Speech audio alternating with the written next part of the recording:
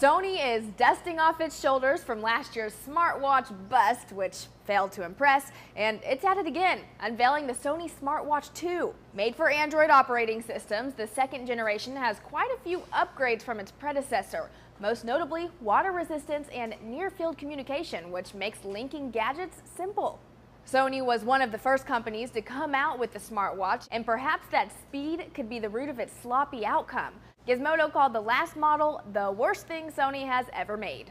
While it did have the most important feature of a watch, telling time, its occasional failure to respond or load data apparently made them want to, quote, bite their arms off. Well then, with this latest generation of smartwatches, Sony supposedly worked hard to prevent those issues. So let's break down what else we can expect.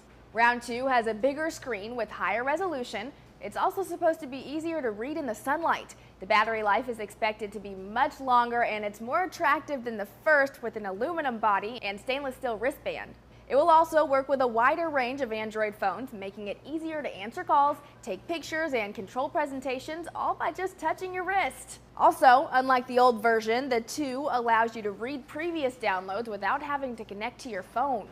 In a statement, Sony said, "We have over 200 unique apps dedicated to Sony's smartwatch with over 1 million downloads to date, and we are continuing to work with our strong developer network to deliver ever more compelling smartwatch experiences." And of course, Round 2 will still have the more basic features, Facebook and Twitter updates, caller ID and calendar entries. Sony's smartwatch is expected to hit stores worldwide in September. For Newsy, I'm Jasmine Bailey.